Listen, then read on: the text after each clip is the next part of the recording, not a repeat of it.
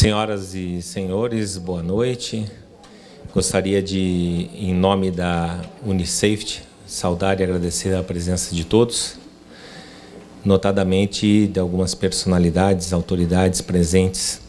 O senhor Elias Martins, auditor fiscal do trabalho, a senhora Luana De Geroni, auditora fiscal do trabalho, Rubens Patruni, auditor fiscal do trabalho e representando a Superintendência Regional do Trabalho neste momento, o senhor José Carlos Charmack, auditor fiscal do trabalho, e o presidente do Sindicato dos Técnicos em Segurança do Trabalho do Estado do Paraná, o senhor Adir de Souza, demais autoridades, fornecedores, clientes e amigos.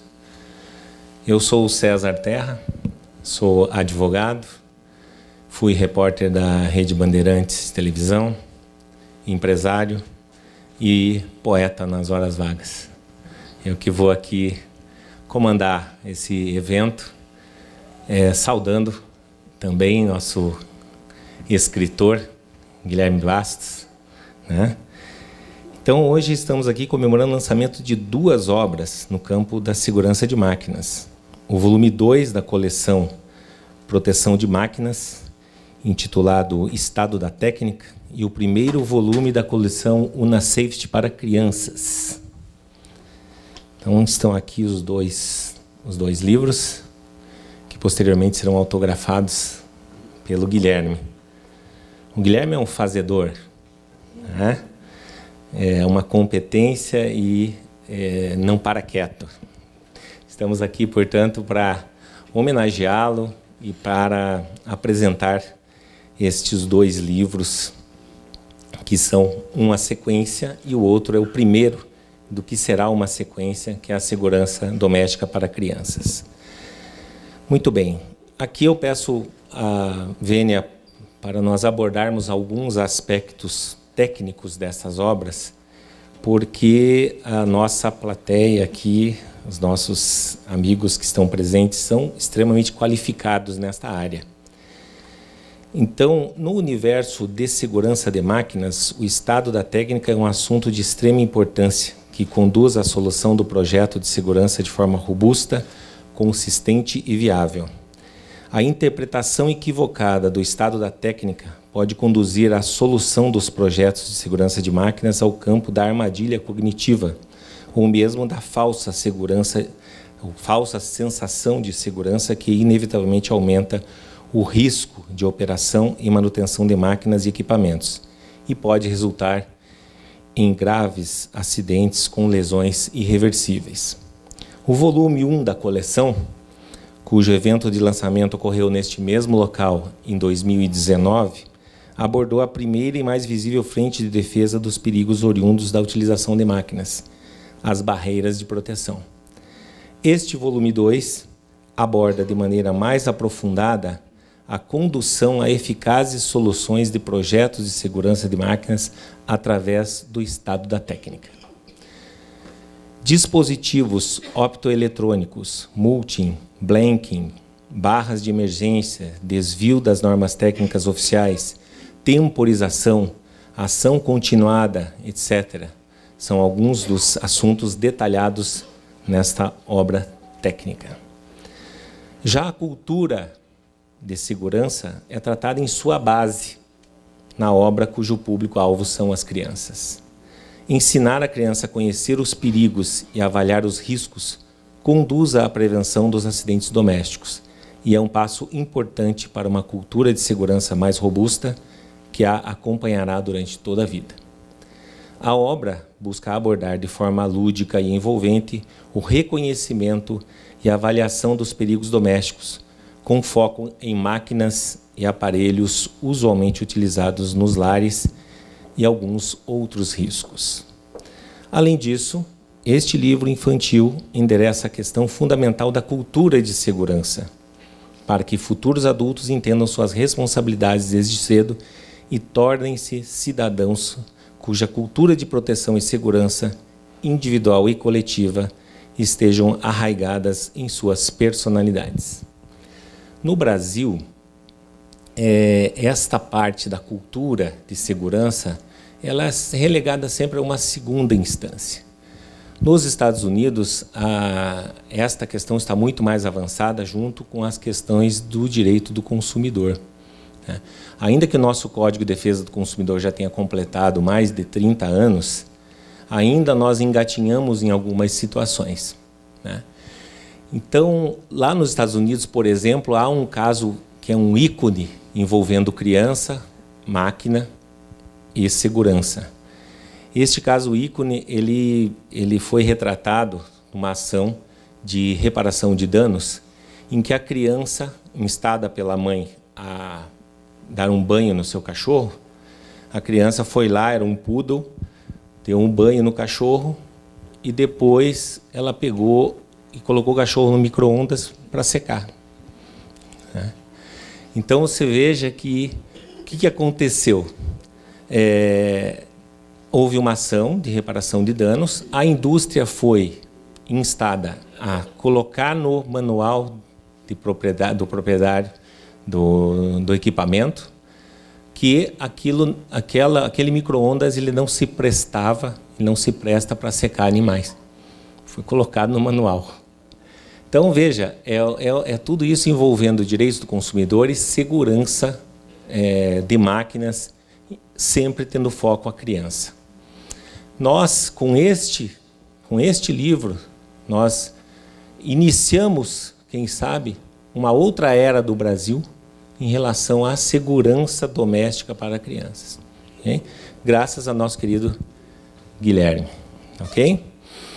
Bom, então esta é uma data importante e especial. E aí eu gostaria então de convidar para participar de um bate-papo o autor das obras, engenheiro mecânico e de segurança do trabalho, ambos pela Universidade Federal do Paraná, mestre em Safety Science pela Indiana University of Pennsylvania, doutorando pela mesma universidade, com experiência de mais de 22 anos da indústria, professor de engenharia, inventor da bancada didática para demonstração de categoria em sistemas de segurança de máquinas.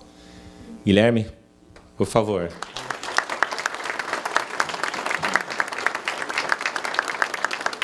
Isso aqui é currículo, hein?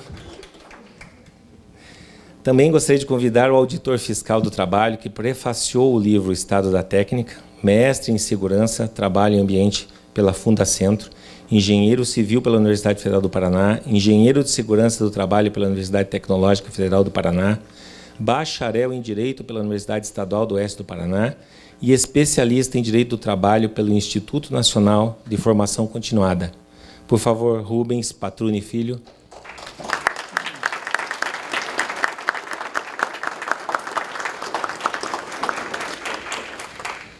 Nós tínhamos convidado a auditora do fiscal do trabalho aposentada, que é médica do trabalho e sanitarista, mestre em filosofia e doutora em saúde coletiva, a June Maria Passos Rezende. Porém, ela, por alguma situação ali, a vontade dela não pôde comparecer hoje.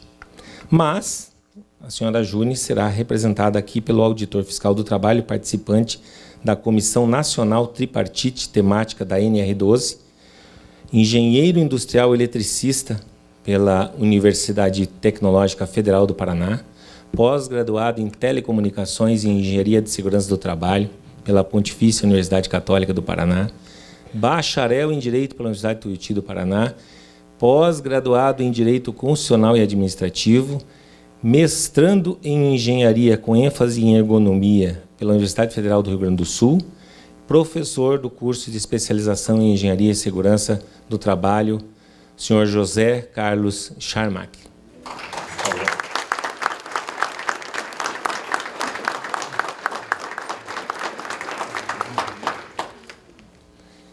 Estou até com medo de sentar aqui, depois desses currículos todos aqui.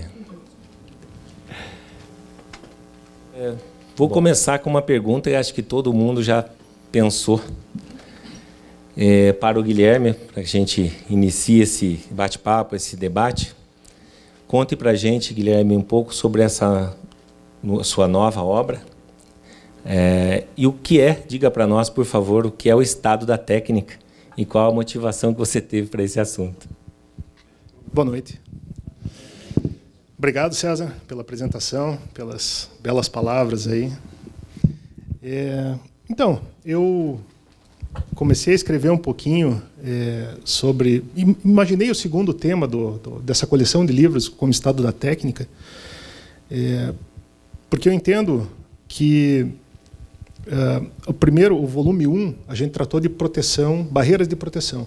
Barreira de proteção é aquilo que você vê direto na máquina. Então, aquilo que está pintado de amarelo ou aquela barreira de luz, aquele scanner que está visivelmente efetuando a proteção.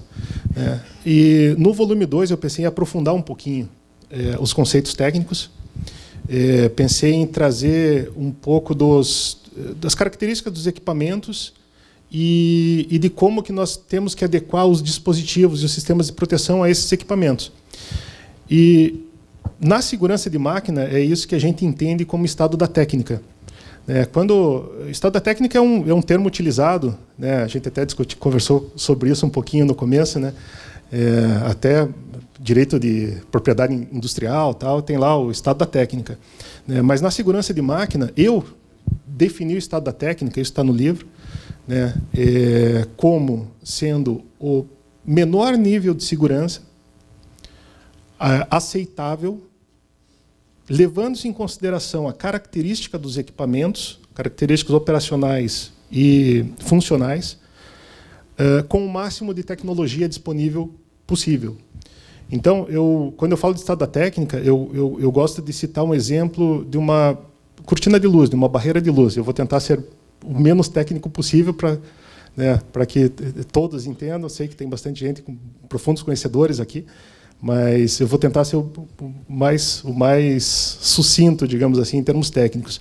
Então, a gente pega uma barreira de luz. O que é uma barreira de luz? A barreira de luz ela tem um emissor de luz mesmo, um feixe de luz, e um receptor que identifica se não tem nada no meio. Se alguém passar por essa barreira de luz, faz uma sombra e o receptor não identifica. Ok. Vamos supor que a característica do meu equipamento seja que eu preciso proteger a zona de perigo com essa barreira de luz, que se alguém atravessar o movimento de perigo tem que parar, mas a característica do equipamento exige que algum material passe por ali continuadamente ou de tempos em tempos. A cortina de luz não entende isso. O dispositivo não entende o que é uma pessoa e o que é um material.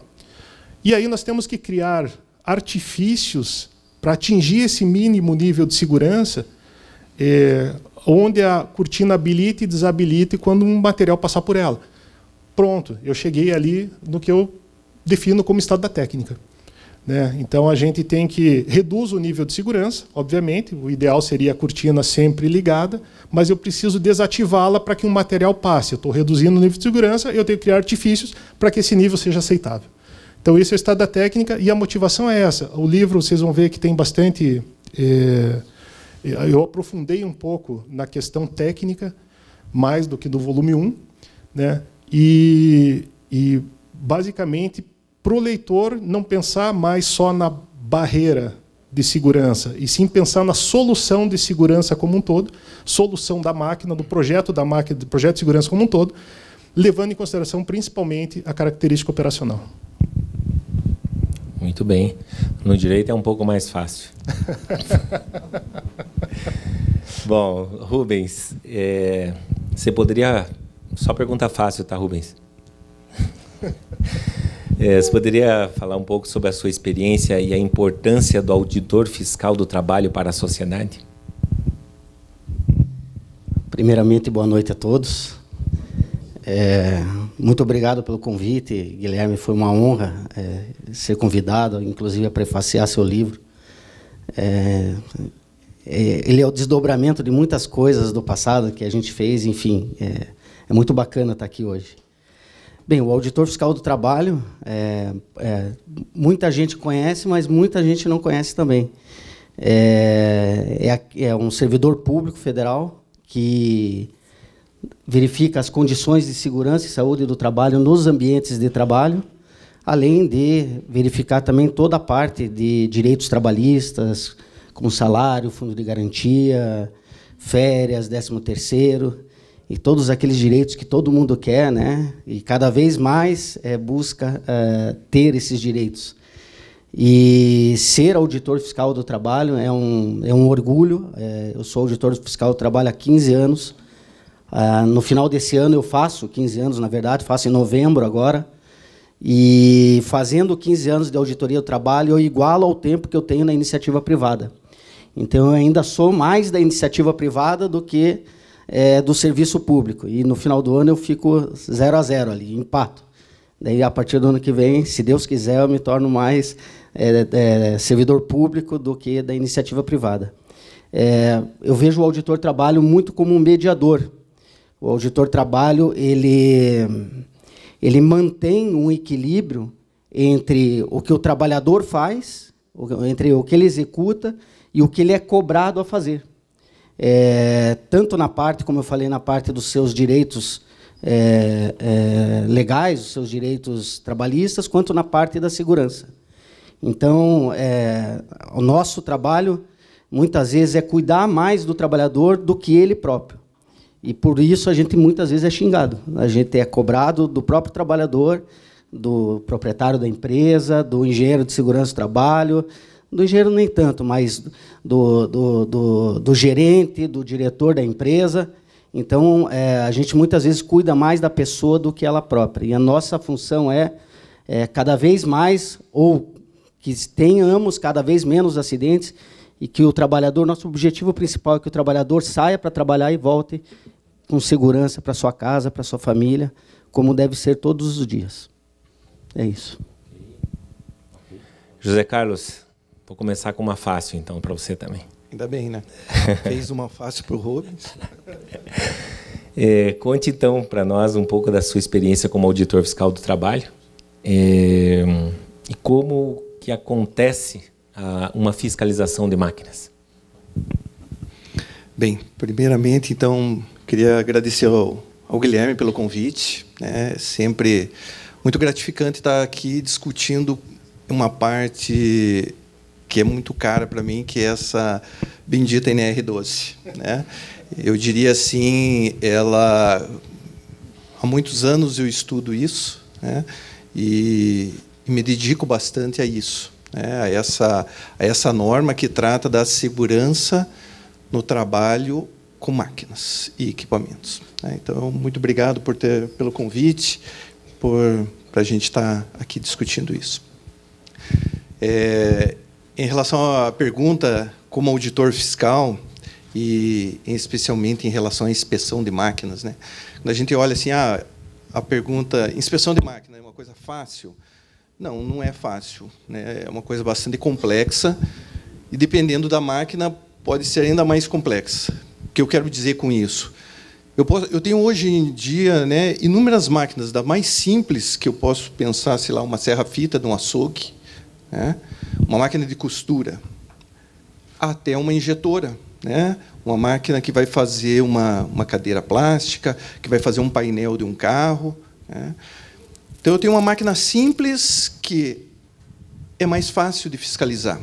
E não é só a fiscalização que precisa ter esse conhecimento, né, numa inspeção de máquina. Precisa a empresa ter um pouquinho de conhecimento para que consiga enxergar onde estão os perigos, onde estão os riscos, né? E, se não conseguiu ver suficientemente ou não entende suficientemente, ir atrás de uma consultoria, né? Aí entra o Unisafety, entra o Guilherme aí com todo o conhecimento. Então, o que eu diria, na inspeção de máquina, a coisa mais importante é que os profissionais realmente se aprofundem no conhecimento, né? Que realmente estudem. Não é só uma norma regulamentadora 12, né, que vai dar todo o conhecimento necessário. Eu li a NR12, eu estou sabendo, né? Eu tinha uma norma lá que era 5 páginas até 2010, e de 2010 para cá nós temos uma norma que tem 167 páginas. Então, se eu ler a NR12, está tudo certo. Não. Por quê? Porque a NR12 tem outras coisas técnicas que necessariamente precisam ser aprofundadas. Então, eu diria assim, respondendo a pergunta em relação a como se dá uma inspeção. A inspeção, claro, para nós fiscais, quando eu chego para fiscalizar, eu tenho uma lista ali de alguns pontos que eu tenho que verificar. Mas uma máquina mais complexa é necessário abrir painéis, é necessário conversar, em todas elas vai ser necessário conversar com os trabalhadores, né?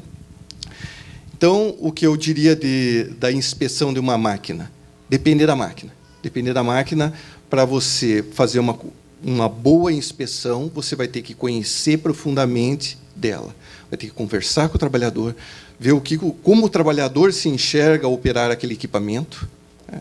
E, posteriormente, você vai ter que olhar todos os dispositivos, sejam eles estejam na norma regulamentadora ou na norma técnica. Ok. Bom, voltamos então ao Guilherme agora para falar mais especificamente sobre o livro mesmo. Guilherme, imagino que durante o projeto desse volume 2, algo lhe motivou a convidar o Rubens para prefaciar o livro. Conte um pouco como que você conheceu o Rubens e por que o convidou para esse prefácio. Sim, eu, em 2018, estava umas 10h30 da noite, mais ou menos. Meu sócio, Carlos, cadê ele? O Carlos, me ligou e disse assim: ó, Guilherme, acabei de receber uma ligação de uma empresa lá de Paranaguá e você tem como ir lá amanhã de manhã? Tem uma máquina que está interditada lá, tal. Você tem como ir lá amanhã cedo? Eu falei, não, claro, né? Máquina interditada, a gente põe no escala lá da frente de prioridade, reorganizei minha agenda, né? 8 horas da manhã eu estava lá na empresa.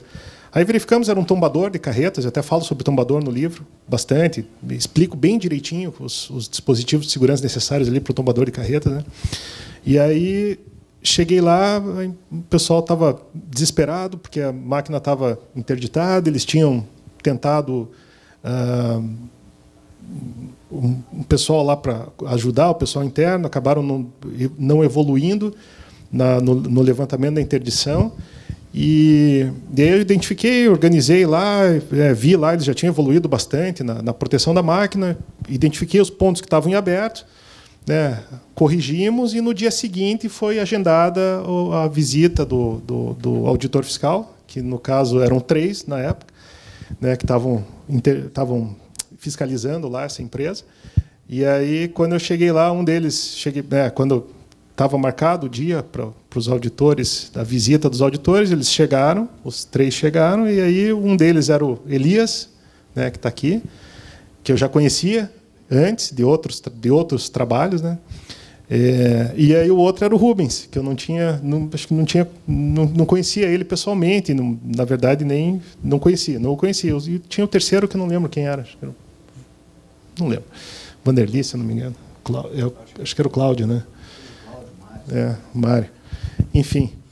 E aí a gente conversou, expliquei para ele o projeto de segurança do tombador, discutimos bastante e deu certo, acabou levantando a interdição. É uma máquina muito bacana, é uma máquina que contribui muito para o descarregamento de grãos, de carretas, né? Então, o que os trabalhadores lá fariam na mão, né? A máquina amarra o caminhão e vira ele, e você descarrega muito facilmente, melhorando produtividade e reduzindo o esforço necessário para você poder executar o trabalho, né? E aí a mesma coisa para as esteiras, correias transportadoras, que a gente fez um trabalho muito extenso lá em Paranaguá. E aí, como eu estava escrevendo sobre o estado da técnica e depois tombador, para mim, é um símbolo, tombador de carreta, é um símbolo da utilização do estado da técnica. Tem vários detalhes que a gente tem que pensar e organizar, e conforme a característica da máquina, a gente tem que adequar o projeto de solução. E aí, quando, obviamente, estava na fase ali do prefácio e de convidar alguém, eu lembrei do Rubens e fiz o convite e fico muito contente que ele aceitou. Ok. Bom, eu vou aproveitar então perguntar para o Rubens como é que foi esse operativo lá no Porto de Paranaguá.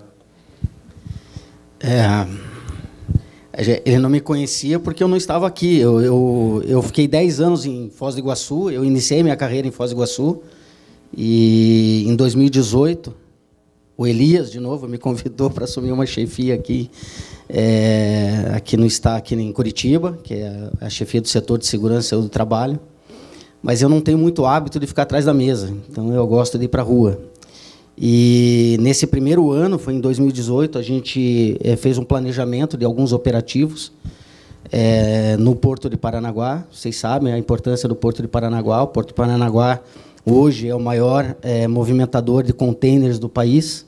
Na época era o segundo, é o maior movimentador de grãos do país. E a gente tinha ali algumas demandas. Então, a gente fez um planejamento para fazer fiscalizações lá, com vários temas. Máquinas foi um deles. Nós também fiscalizamos trabalho em altura, fiscalizamos a parte de instalações elétricas, a parte de espaços confinados. E, quando nós fomos fazer a fiscalização de máquinas, nós tínhamos uma equipe, fomos para lá, eu fui junto, e nos deparamos com esse equipamento. Eu nunca tinha visto esse equipamento, que é um tombador, né? Como o Guilherme explicou, é um caminhão que ele vai para uma rampa, essa rampa inclina e aqueles grãos descem. E zero proteções, enfim.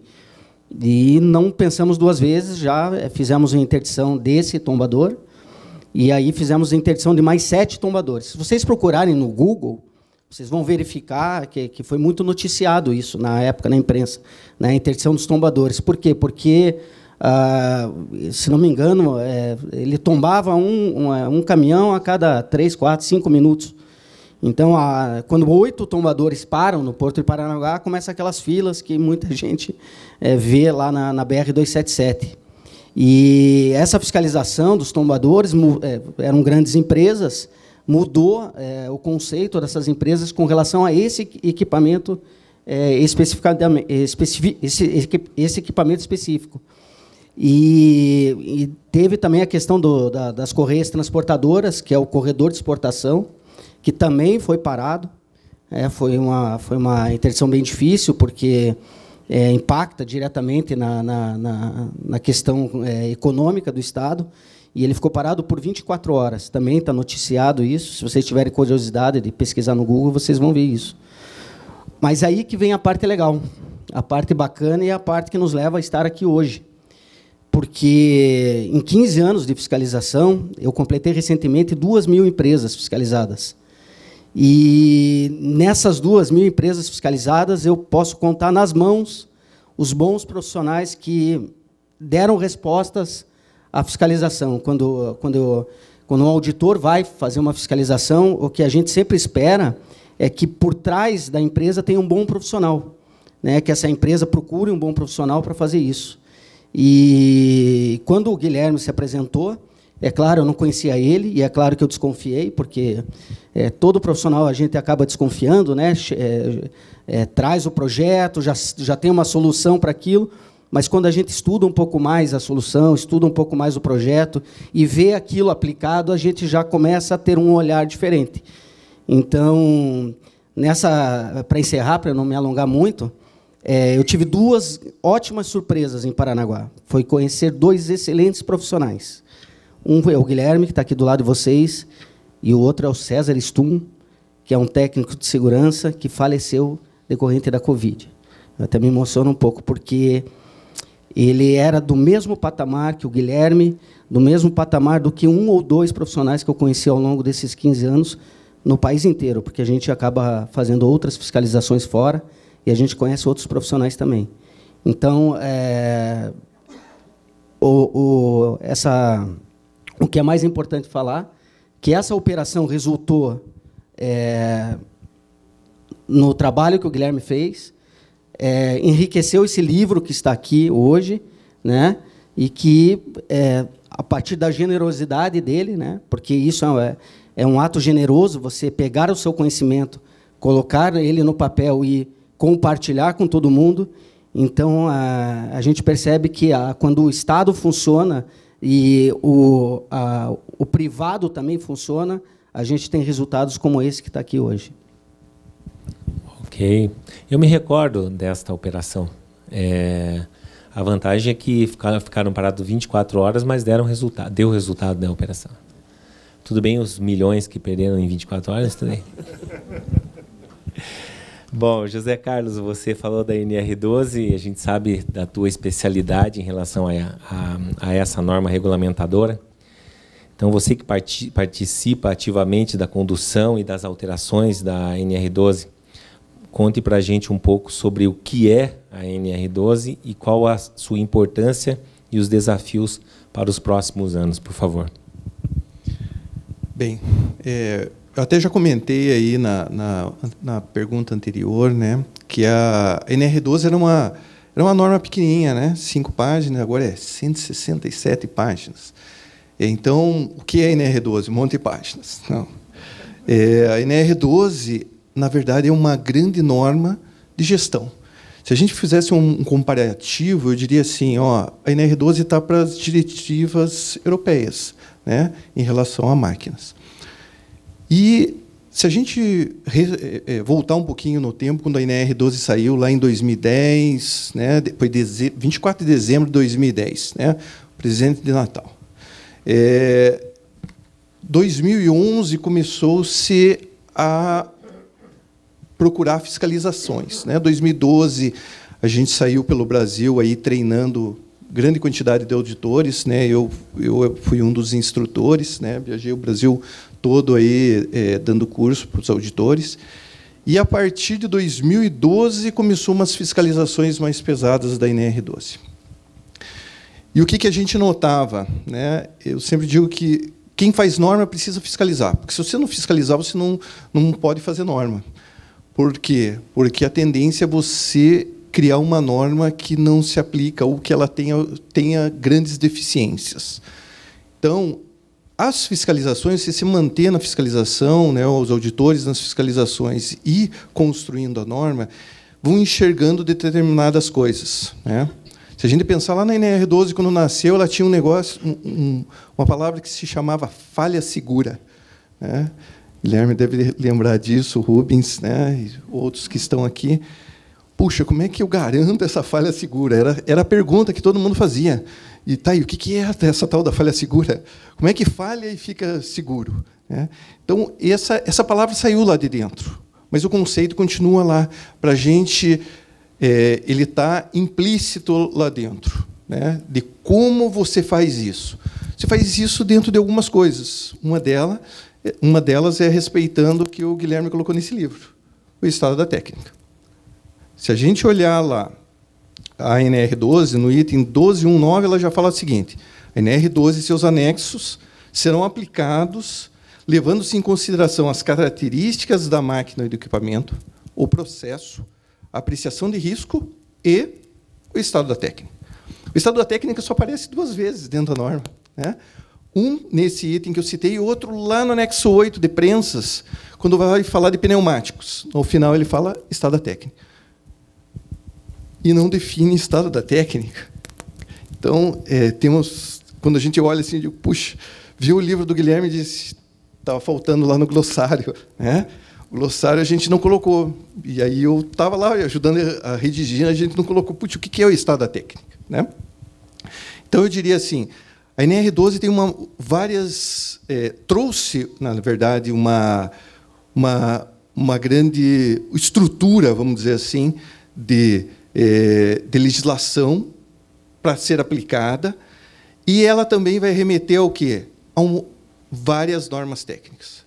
Então, na pergunta anterior, eu falava, precisa se estudar essa norma. Essa norma não é simples, por quê? Ela só tem 167 páginas? Não, ela tem 167 páginas e todas as outras normas ABNT. Todas as outras normas ISO, IEC e outras normas harmonizadas, tipo C. Isso é a norma atual, né, de 2019 para cá, né, que foi a última revisão, ela traz, né, dizendo, olha, você vai olhar a NR12, você vai olhar a norma técnica, você vai olhar normas internacionais e as normas tipo C harmonizadas, ou seja, aquelas normas que estão na Europa, por exemplo, que não chegaram, não tem uma parecida aqui no Brasil e que eu vou poder utilizar. Então, precisa se conhecer dessas outras normas, né? Então, qual que é o caminho? O que a NR12 hoje representa para nós? Eu diria assim, um grande marco em relação à segurança e saúde na operação, na manutenção, na inspeção, ajuste e o que for com máquinas, né? E a segunda coisa, que realmente a NR12 precisa continuar sendo atualizada. Imaginem vocês, a gente ficou lá com uma norma, né? A norma foi criada lá em 78, né? Junto com as 28 outras NRs, com a portaria 3.214, e daí ficou anos até 2010 sem ter uma alteração substancial. Enquanto isso, o mundo todo fazia normas técnicas e diretrizes para eles, né, para melhorar a segurança em máquinas, e nós não fazíamos nada, né, ou fazíamos muito pouco. A NR12 veio, então, para servir desse patamar, né, dessa base, para melhorar essa segurança em máquinas. E aí ela diz uma coisa muito importante.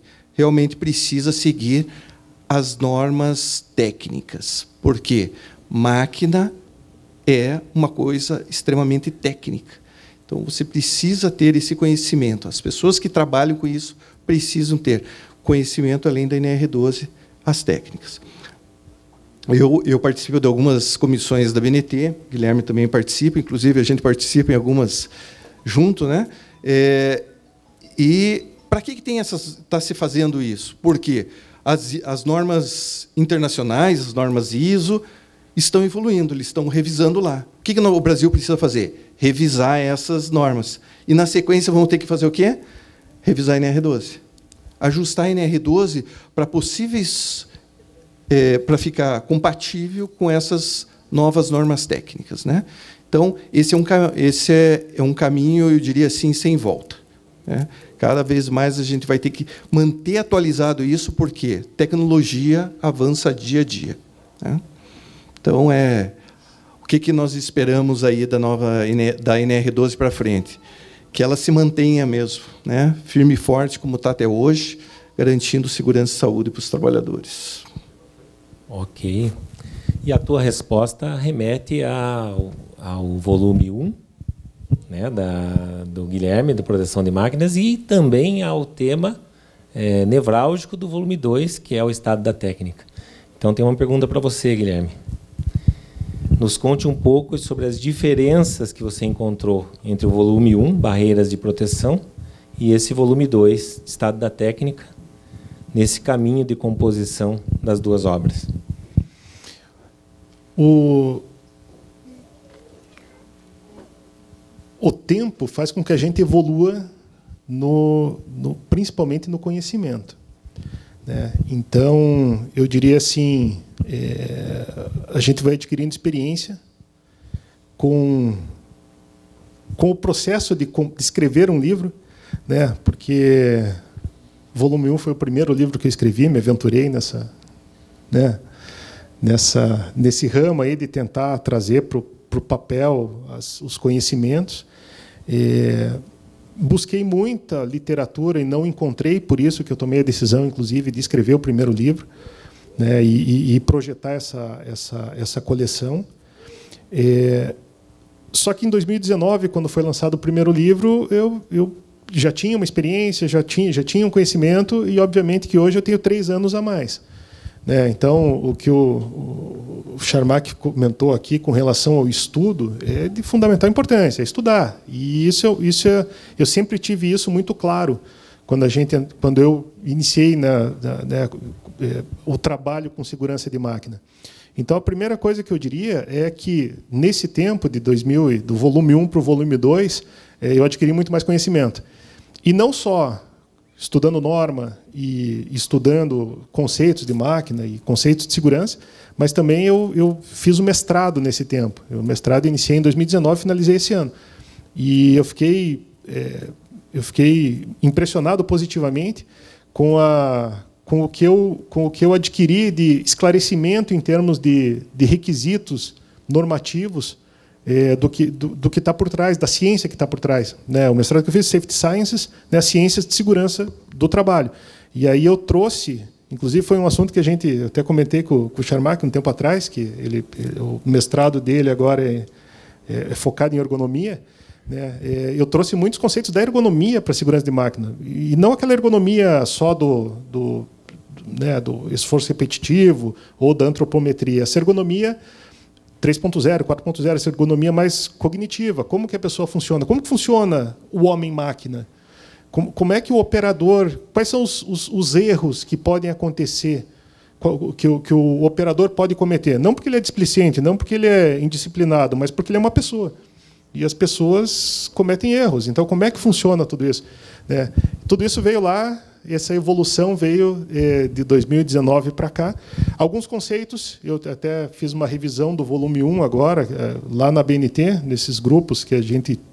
Agora, desde 2019, eu participo do grupo de segurança de máquina da BNT. Da BNT eu participo desde 2017, nos outros grupos, mas em 2019, segurança de máquina, coordeno um agora.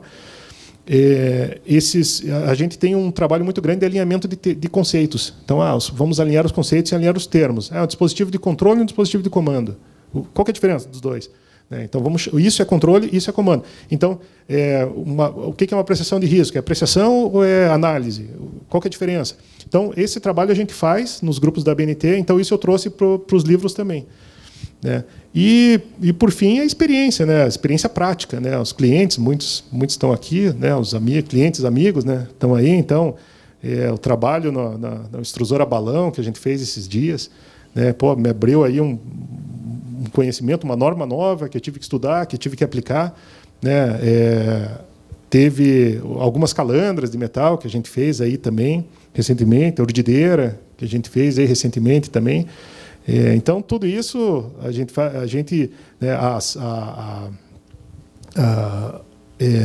tudo isso a gente acaba adquirindo conhecimento, adquirindo experiência e trazendo para o dia a dia. A onduladeira também, estava tentando lembrar a onduladeira também, que é uma baita máquina, que cada uma tem uma característica diferente.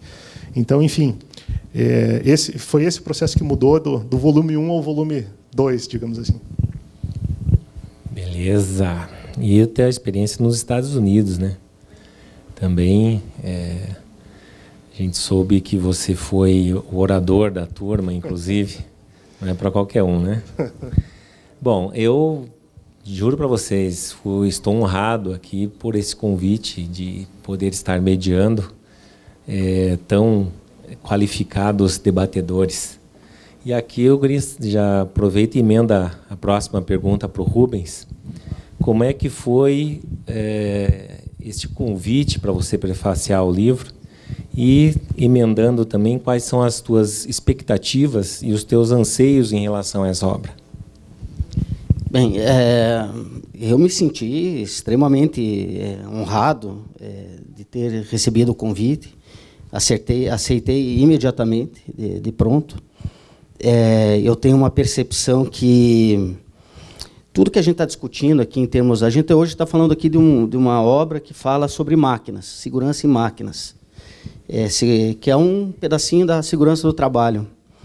E os auditores fiscais fazem esse trabalho junto às empresas, buscando sempre a segurança do trabalho.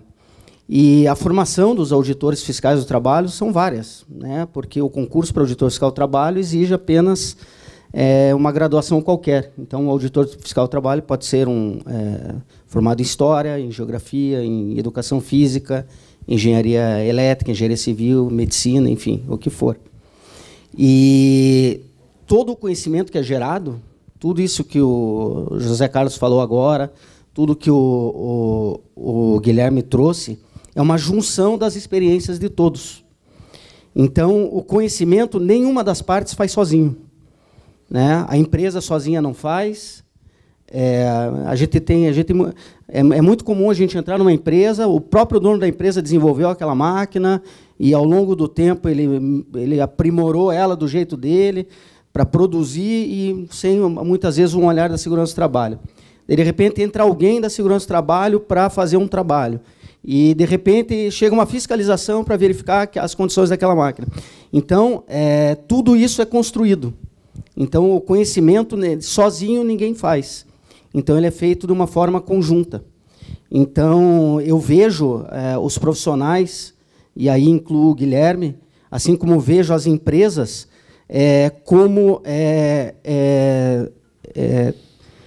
como troca de conhecimento. Não é só chegar numa empresa e exigir que se cumpra algumas normas de segurança, que se cumpra a legislação. É você absorver também o conhecimento daquela empresa para que você acrescente um pouquinho mais naquilo que você tem de conhecimento. Eu participo também de algumas... eu atuei muito e atuo na área da construção civil. O José Carlos falou aqui para vocês que ele atuou na revisão da NR12. Eu venho da área da construção civil e a gente eu percebi que ao longo desses 15 anos fiscalizando a construção civil, o conhecimento que eu absorvi fiscalizando foi muito maior do que o conhecimento que eu tinha antes de entrar na carreira. Então, a obra é o resultado final de tudo isso. E eu aproveito também para dizer que eu tinha feito uma colinha aqui para falar do operativo de Paranaguá, que eu esqueci, porque o operativo de Paranaguá foi o tema da minha dissertação de mestrado, que eu fiz lá na Fundação de São Paulo. Tamanho foi os trabalhos, o resultado foi a minha dissertação, o resultado é esse livro, né, e várias outras coisas. E a gente teve um volume de investimentos em segurança do trabalho lá de 40 milhões de reais só em 2018. Em 2019, depois da fiscalização, já sem fiscais na área, foram 39 milhões de reais, declarado por metade das empresas apenas que foram fiscalizadas. Então, esse é o resultado nosso, da fiscalização, do Guilherme. O Guilherme tem um pedacinho desses 40 milhões, acho que 90% deles. Das empresas que... nem todas as empresas topam fazer a regularização, né, isso é importante que se diga, mas muitas fazem, e eu percebo aqui que tem clientes do Guilherme aqui. Eu diria que, para vocês, parabéns por ter um excelente profissional como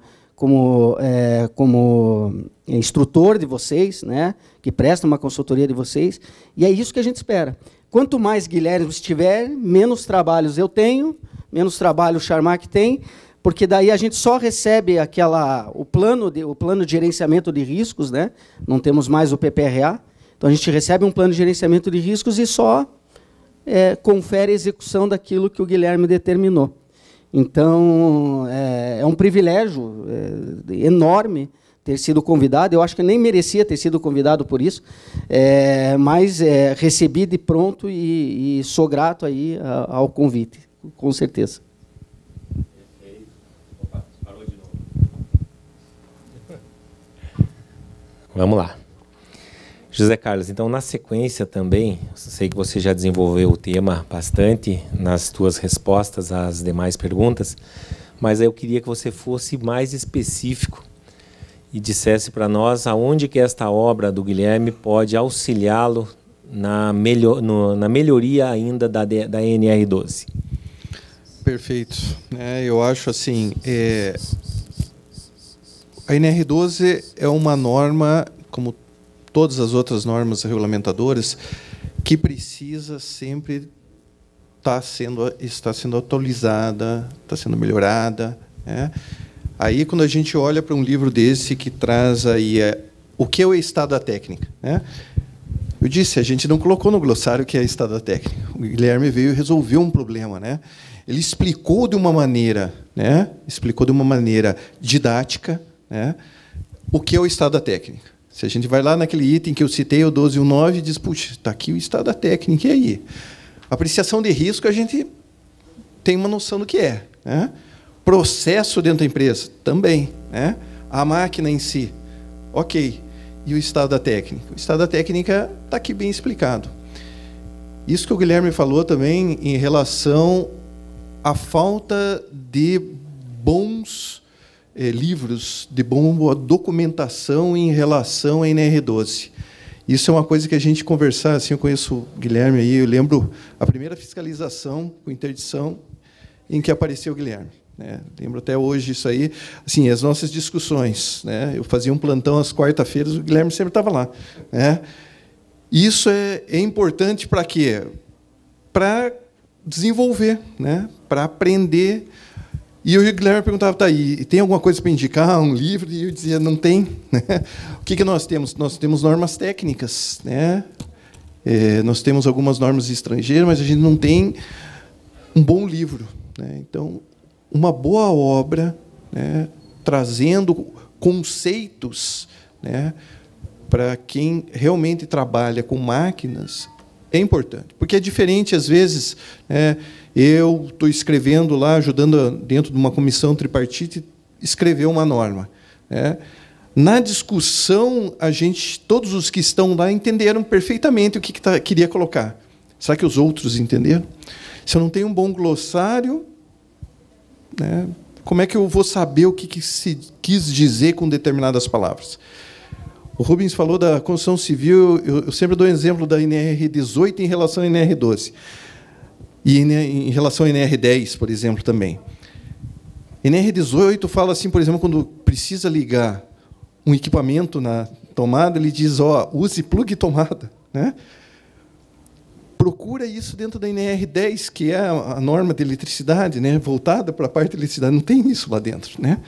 A NR 12 também, em várias partes, ela traz um conceito muito técnico, muito pesado, difícil, às vezes, de entender para quem não está ali naquela discussão, né? Então, uma obra que nem essa, né, que trata do estado da técnica, importantíssima para o atual contexto hoje que nós temos de normas, né? Esse arcabouço normativo, não digo nem só da NR 12, mas especificamente, como a gente está tratando aqui da NR 12, esse livro vai ajudar principalmente quem assim não está 100% dentro da norma ainda. Quem vive a norma já, alguns jargões, como o estado da técnica, pode ser que já esteja sedimentado para essas pessoas. Mas, principalmente para a empresa, né? Às vezes pegar um livro desses e, puxa, aqui o que ele está falando. Então, quando a NR12 falou isso, estado da técnica está aqui dentro desse livro. É isso. Ok. Realmente, os assuntos aqui foram bastante técnicos, bastante pesados até para nós que somos leigos, mas vocês foram espetaculares, conseguiram transformar o que é terminologia de máquinas e de engenharia, etc., em uma forma mais palatável para nós. Okay? Então, agora eu vou pedir a licença para mudar um pouco o foco, para a gente falar, então, deste outro livro, desta outra obra, que é a Segurança Doméstica para Crianças, um pouco mais leve, né, Guilherme? E aí a pergunta vai para você já, Guimar. Que ideia foi essa de escrever um livro infantil? Que ideia maluca foi essa de escrever um livro infantil? A maioria de vocês me conhece aqui, né? A grande maioria me conhece profissionalmente, né? Na postura profissional e conhecimento técnico e etc. Né? Mas lá nos meus dias de folga, eu sou um pai bobão, como todo mundo costuma dizer. Eu sou um crianção mesmo, assim, sabe? Adoro parque de diversão, adoro. Eu, quando fiz engenharia, eu tinha muita vontade de trabalhar numa fábrica de brinquedo, por exemplo. Né? Eu ficava imaginando assim, como será que é a pesquisa e desenvolvimento de uma fábrica de brinquedo? Deve ser uma coisa fantástica, né? Mas, enfim, e às vezes as coisas vão te empurrando para isso, né? Se eu contar a história aqui, né? Já contei rapidamente, né? Se eu contar a história lá, em 2001, eu fiz meu estágio numa empresa que eu era do departamento de manutenção e segurança, eu fazia engenharia mecânica na época. Né? E aí depois eu acabei sendo efetivado, acabei assumindo a gerência de engenharia mecânica e de segurança. Em 2006, essa empresa já queria que, né, como o Charmac comentou, o mundo inteiro estava evoluindo nessa questão normativa e nós ainda estávamos ali com a NR12 com 5 páginas. Né? Em 2006, essa empresa já queria que as máquinas fossem adequadas às normas europeias. Então, eu fiz o meu primeiro trabalho de segurança de máquina em 2006. Eu estava unindo o departamento de manutenção e de segurança. Né? olhando para o livro, e o resultado, né, foi evoluindo, e estamos aí hoje. Né? E o livro infantil? Pô, eu tinha, né, o pai da minha mãe, meu avô Nide, ele serrava, minha mãe conta sempre, né? Minha mãe está aqui, conta sempre. Ele serrava as pontas da mesa, as quinas da mesa ali, para a criança não bater com a cabeça. E ele sempre falava, às vezes a gente ia passar, pô, tira esse banco do meio que você vai tropeçar no banco e vai cair de cara ali na frente. Então, assim, essa prevenção veio um pouco dele, lá da época, né? E bem focado na criança, efetivamente.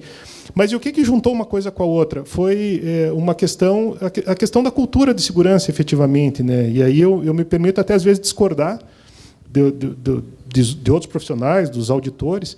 Né? Às vezes o pessoal fala assim, a cultura de segurança do brasileiro. A cultura de segurança do brasileiro é baixa, a cultura de segurança do brasileiro. Eu discordo um pouco disso. Eu acho que a cultura de segurança das pessoas, de maneira geral. Claro que nós temos algumas características. Nós, no Brasil, temos algumas características. Né?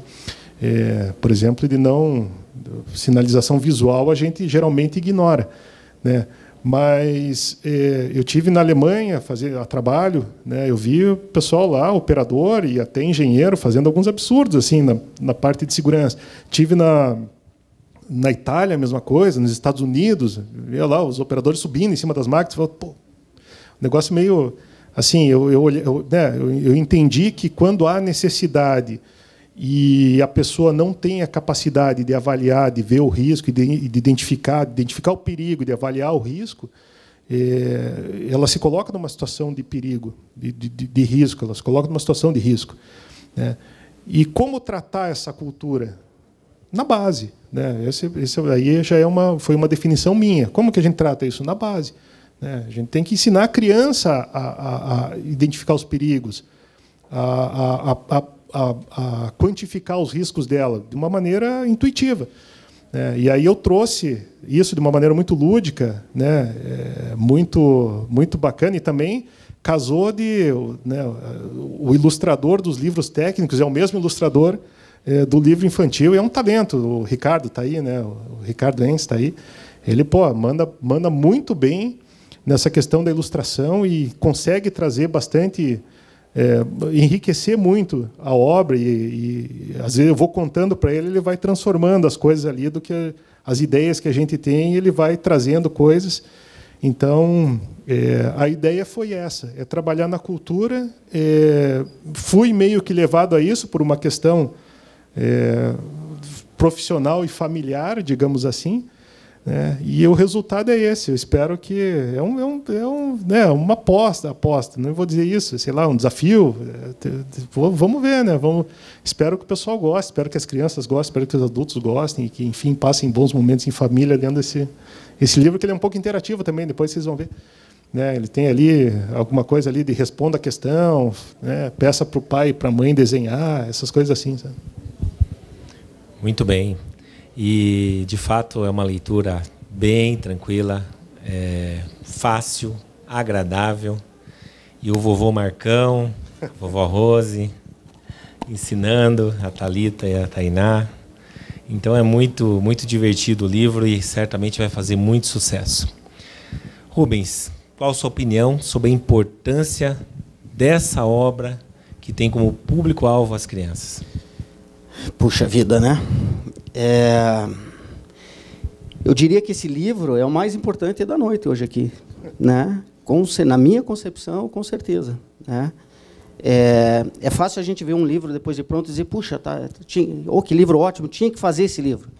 Mas antes de fazer, alguém tem que fazer, né? Alguém tem que ter a ideia de fazer, alguém tem que se propor a fazer. Então, se eu falei que você foi muito generoso escrevendo o livro, o segundo volume, né, de proteção de máquinas, aí no livro infantil aí vem sua genialidade, na minha opinião, né? O engenheiro, eu sou engenheiro, né? Então o engenheiro é muito cartesiano, né? Não sai do quadradinho. Eu até fiz direito para tentar sair um pouquinho do quadradinho, entender por que 1 mais 1 não é 2, né? E o pessoal de direito, 1 mais 1 pode ser 2, 3, 5, né? E eu não entendia por que. Então eu fui fazer direito para isso, para sair do quadradinho. Mas eu tenho uma dificuldade de sair do quadradinho. O Guilherme conseguiu sair do quadradinho. Eu acho que quando a gente sai e faz o que tem que ser feito, E eu acho que aí é a diferença entre o normal e a genialidade. Então, eu acho que, para mim, eu não li o livro, eu só folhei o livro, e, com certeza, ele é o mais importante, na minha opinião, dessa noite. Por que eu digo isso? Porque, embora você tenha sido generoso também em falar que os brasileiros não são muito diferentes dos alemães, dos americanos, a gente tem uma dificuldade de entender coisas simples, né? A pandemia passou aí para mostrar para a gente isso, né? Se a gente fosse perguntar a percepção de risco de cada um aqui referente a um perigo que estava na nossa frente, a gente tem aqui só aqui hoje umas 100 diferentes, né?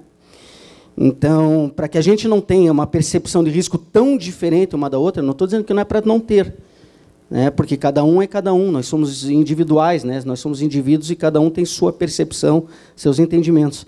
Mas ela não pode sair do 0 para o 100. Né? A gente tem que estar ali numa média muito razoável. E esse livro infantil é a nossa esperança de que a gente tenha uma geração com uma percepção de risco mais próxima, né? Onde, quando uma criança vê uma placa dizendo não coloque a mão aqui, superfície quente, ela não coloque. Uma coisa muito simples. Está escrito.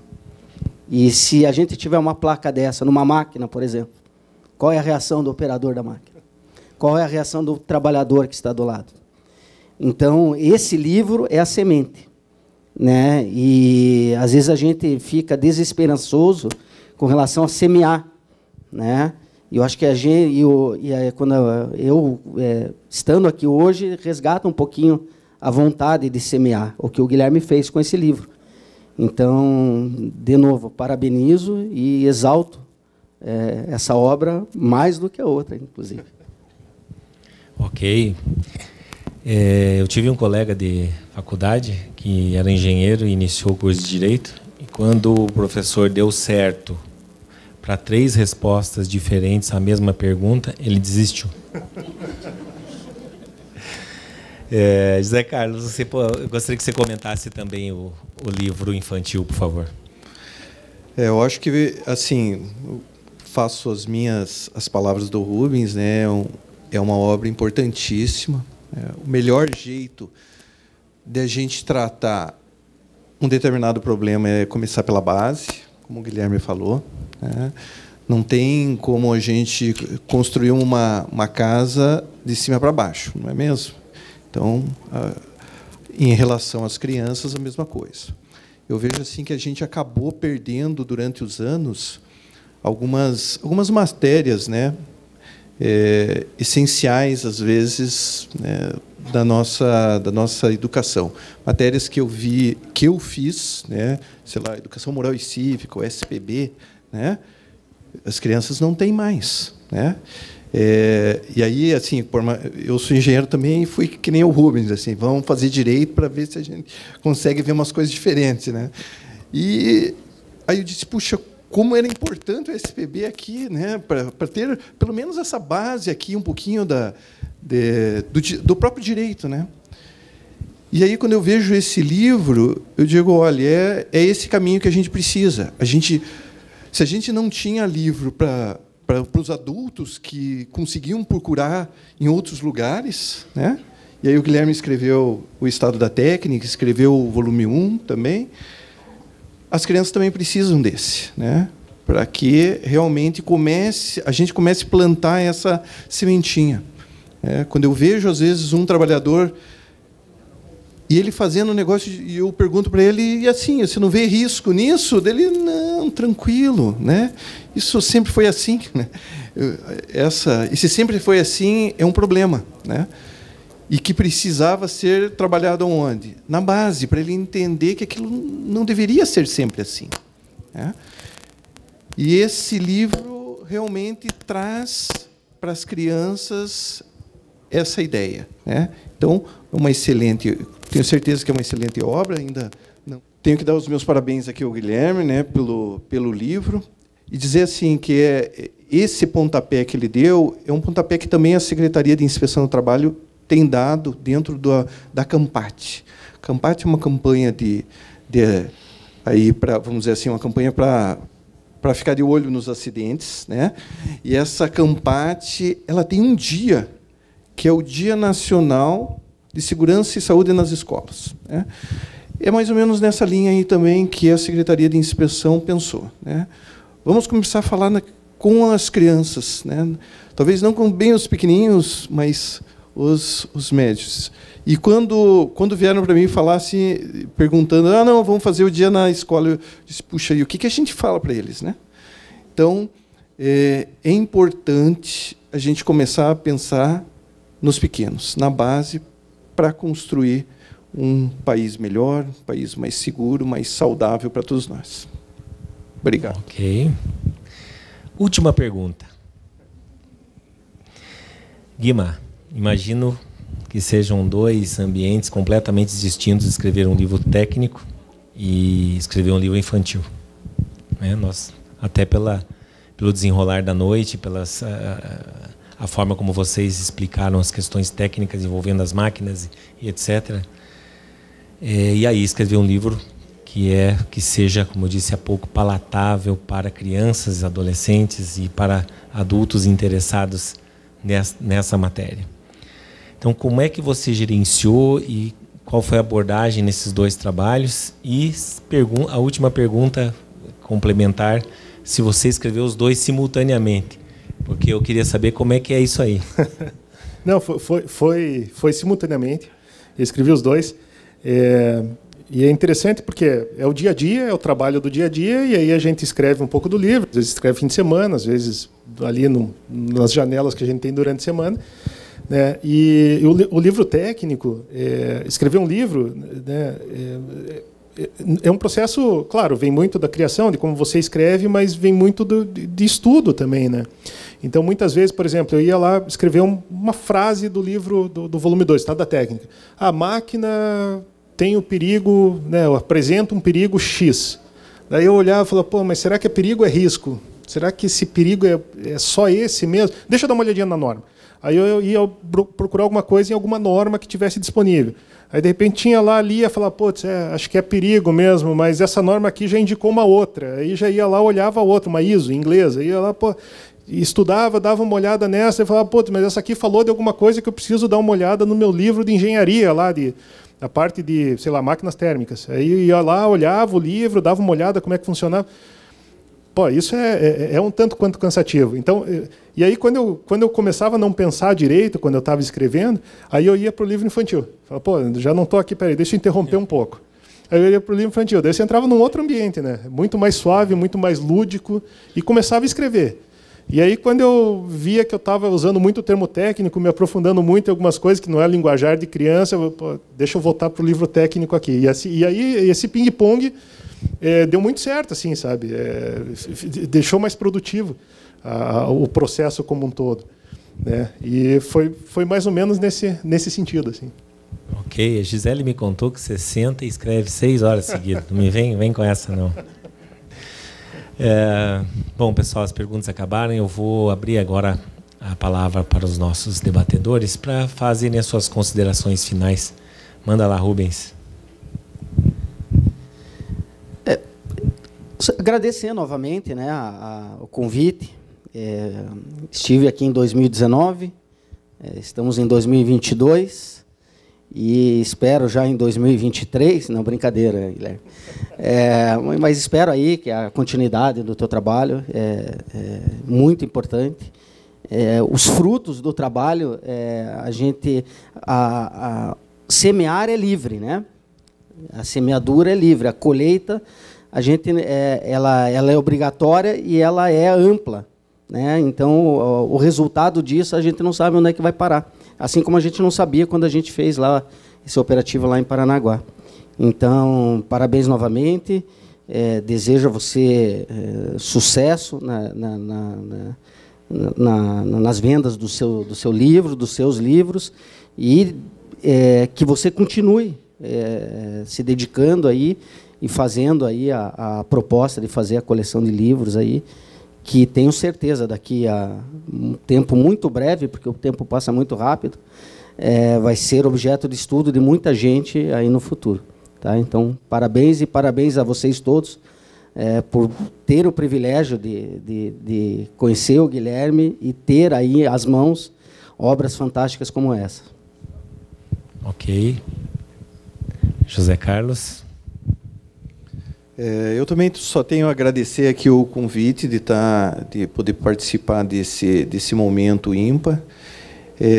Dizer ao Guilherme que realmente continue fazendo essa divulgação de conhecimento através dessa coleção. Eu vejo muita gente que, às vezes, tem o conhecimento e diz, não, eu não passo porque eu vou perder. Né? Os outros vão aprender. E o Guilherme está fazendo o caminho contrário. É muito fácil, para mim, como servidor público, divulgar conhecimento, porque eu não tenho concorrência, mas o Guilherme tem. Então, quando o Guilherme se propõe a realmente pegar e juntar todo o conhecimento que ele adquiriu em todos esses anos, né? Eu tenho acompanhado o Guilherme, né? Volta e meia a gente se bate em alguma empresa aí, em função de uma interdição, de uma fiscalização, e, puxa, Guilherme estudou mais alguma coisa, trouxe uma ideia nova, uma solução nova. Né? Isso é importante. E mais importante ainda é o que ele está fazendo com esses livros. Ele pegou todo esse conhecimento que ele teve que lutar para ter, né? E colocou aqui à disposição de quem precisa adquirir isso. Né? Então, mérito enorme ao Guilherme por estar fazendo isso. Né? Muitas vezes perguntam, puxa, por que você não escreve um livro? É pesado, pessoal. Tenho certeza, é muito pesado. Fazer um mestrado, que eu estou fazendo, é pesado. Escrever um livro também. Né? Parabéns, Guilherme. Obrigado pelo convite. Claro. Eu não posso deixar de também agradecer o convite ao superintendente. Né? Ele não pôde estar aqui, e como eu sou substituto a ele, eu quero agradecer também em nome dele o convite feito à Superintendência Regional do Trabalho para esse tão importante evento aqui de lançamento dos livros. Tá? E dizer que a Superintendência do Trabalho também está à disposição de todos, referente a questões de segurança do trabalho, questões trabalhistas. A gente está à disposição de todos. Desculpa, viu?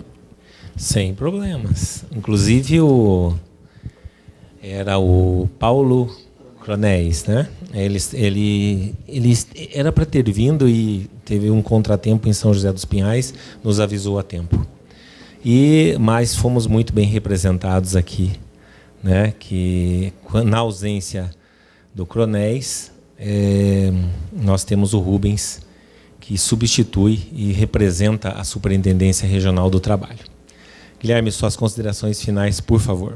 Também vou ser bem breve. Vou só agradecer a presença de todos, agradecer o Rubens, agradecer o Charmac por terem aceitado aí participar do evento, do prefácio, a Juni, que infelizmente não pôde estar aqui, né, aos auditores fiscais aí, todos que estão presentes e os que não puderam vir também, aos amigos, aos clientes. Os clientes, né, obrigado, um agradecimento especial por permitir que nós estejamos lá nas empresas todos os dias e olhando as máquinas, e entendendo os processos e aprendendo também nesse processo todo, ao time da Unisafety. Né, eu tenho muito orgulho e muita honra de liderar tecnicamente esse time excepcional que nós temos lá na empresa.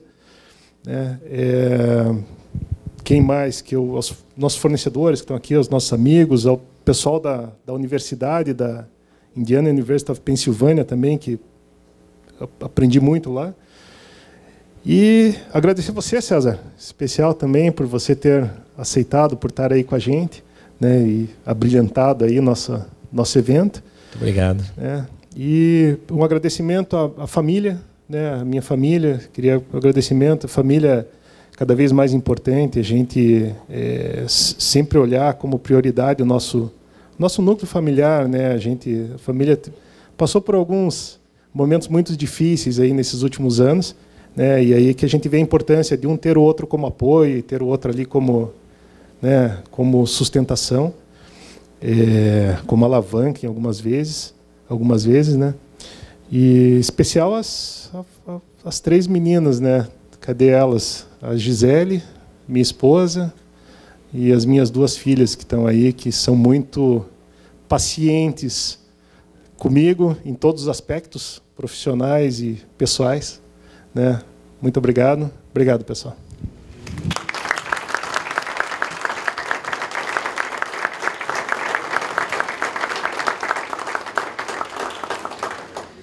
Eu gostaria de dizer que vocês representam um público extremamente educado, generoso e gentil. Ouviram com atenção, participaram com a educação, é a coisa mais linda, né? Todos silentes, ouvindo, aprendendo. Então, espero que tenha sido uma noite leve e bastante instrutiva para todos. Então, gostaria de agradecer em nome da Unisafety e agradecer ao Guilherme pela oportunidade de apresentar, né, da minha forma amadora aqui, porque, afinal de contas, não é a minha profissão, mas eu me sinto honrado de estar aqui e poder ter contribuído um pouquinho com esse teu sucesso, ok? Agora o autor vai autografar os livros lá naquela mesinha. Obrigado a todos.